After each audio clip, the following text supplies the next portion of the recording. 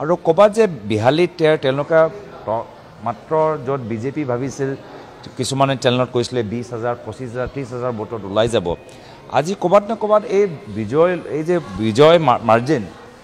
লৈ যে বিজেপি খুব যে সন্তুষ্ট হ'ব লাগে মই নাভাবোঁ আমি এটা ফাক দেখা পাইছোঁ যে বিজেপি য'ত খুব ভাল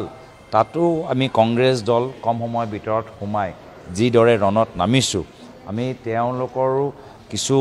দুৰ্বলতা আছে সেইখিনি কথা আমি ফাদিল কৰিলোঁ আৰু এই ক্ষেত্ৰত বিহালী ৰাইজে আমাক যথেষ্ট মৰম আৰু আশীৰ্বাদ প্ৰদান কৰিলে আমি বিহালীবাসী ৰাইজক ধন্যবাদ আৰু কৃতজ্ঞতা শুভেচ্ছা জ্ঞাপন কৰিছোঁ কংগ্ৰেছৰ কৰ্মীখিনি কংগ্ৰেছৰ নেতৃত্ব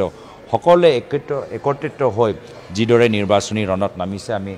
কংগ্ৰেছ নেতৃত্বকো আমি ধন্যবাদ আৰু কৃতজ্ঞতা জ্ঞাপন কৰিছোঁ আৰু ভৱিষ্যত আমি যি ফাক আজি দেখা পাইছোঁ বিজেপি দলৰ মাজত বিশেষকৈ উত্তৰ অসমত সেই ফাকটো আমি আগন্তুক দিনত আৰু বৃদ্ধি কৰিম আৰু বহল কৰিম আৰু কংগ্ৰেছ দল মই ভাবিছোঁ মাত্ৰ এটা আৰম্ভণিহে কৰিছোঁ উত্তৰ অসমত বিহালী নিৰ্বাচনৰ জৰিয়তে আগন্তুক দিনত আৰু শক্তিশালী আৰু সক্ৰিয় আমি কংগ্ৰেছ দলটোক উত্তৰ অসমত আমি কৰিবলৈ যামগৈ মই প্ৰথমতে যেতিয়া নিউজটো চালোঁ যে প্ৰথম 2-3 ৰাউণ্ডত আমি 1,000 2,000 3,000 ৰাউণ্ড পিছ পৰি গ'লোঁ তেতিয়া মই ভাবিলোঁ যে হ'ব পাৰে নেকি যে যোৱা নিৰ্বাচনৰ জৰিয়তে আকৌ আমি 22,000 23,000 ভোটত পৰাজিত হ'ম নেকি কিন্তু লাষ্টত গৈ যেতিয়া দেখিলোঁ কি নহয় 8,000 8,000 9,000 তেতিয়া ক'বাত নে ক'বাত আমাকো লাগিছে কি যদিও অংকৰত তেওঁলোকৰ জয় হৈছে কিন্তু আমি সাহসৰে ক'ব পাৰোঁ যে কংগ্ৰেছ দলৰ ফলাফল বা কংগ্ৰেছ দলৰ পাৰফৰ্মেন্স কংগ্ৰেছ দলৰ ভূমিকা বিহালী সমষ্টিত যথেষ্ট ভাল ইয়াৰ লগতে মই ক'বলৈ বিচাৰোঁ যে সামগ্ৰী সমষ্টিটো মই নজৰ দি আছোঁ সামগ্ৰী সমষ্টিটো আজি যি ইংগিত পাই আছোঁ যথেষ্ট ভাল ঢলাইটো আপোনালোকে দেখা পাইছে যে ঢলাইটো আজি পাৰফৰ্মেন্স আমাৰ কংগ্ৰেছ দলৰ যথেষ্ট ভাল হৈছে তো এক প্ৰকাৰে আমি নিজৰ সামগ্ৰী সমষ্টিটো দখল কৰিছোঁৱে আৰু বিহালী আৰু ঢলাইত য'ত আমাৰ বিধায়ক নাছিল য'ত আমাৰ কংগ্ৰেছ দলৰ স্থিতি ভাল নাছিল এই দুটা সমষ্টিত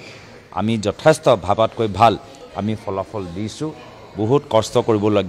লাগিবলৈ হৈছে বৰ্তমান বিজেপি চৰকাৰক আৰু দেশজুৰি আমি দেখিছোঁৱে যে য'ত আমি ঝাৰখণ্ডত আমাৰ পুনৰ ইণ্ডিয়া এলায়েন্সৰ চৰকাৰ হ'বলৈ গৈ আছে মহাৰাষ্ট্ৰত আমাৰ হোৱা নাই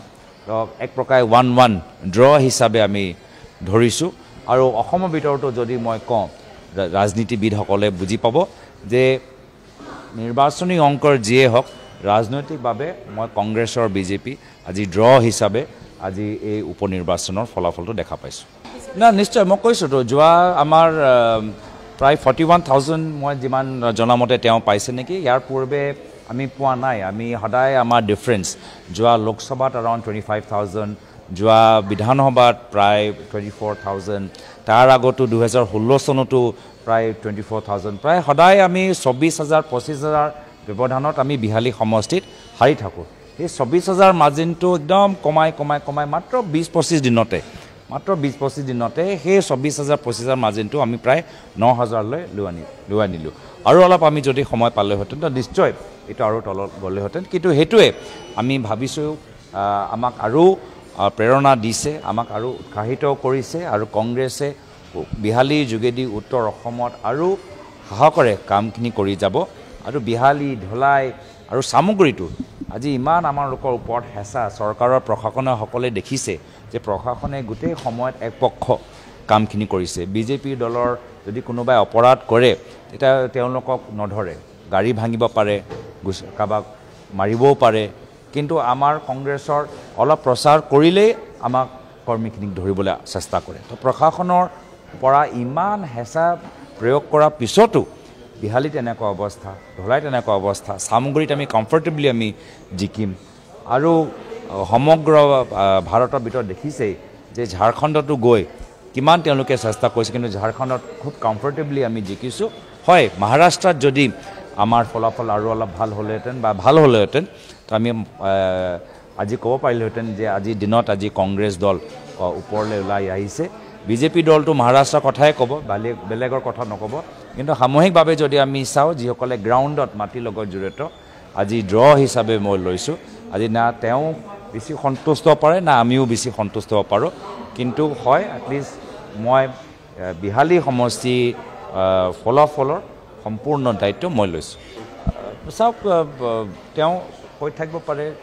আমাৰ কথাটো হ'ল যে বিহালী সমষ্টিত বহুত কথাখিনি মুখ্যমন্ত্ৰীক কৈছিল মুখ্যমন্ত্ৰী হিমন্ত বিশ্ব শৰ্মা ডাঙৰীয়া বিহালীত সমষ্টিত গৈ ক'লে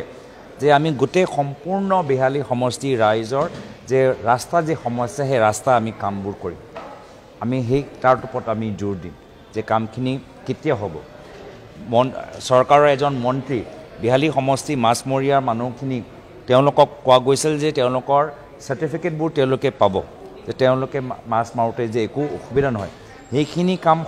সোনকালে হ'ব লাগে তাৰ কাৰণে আমি জোৰ দিম তো বিজেপি দল আমাক ব্যক্তিগতভাৱে আমাক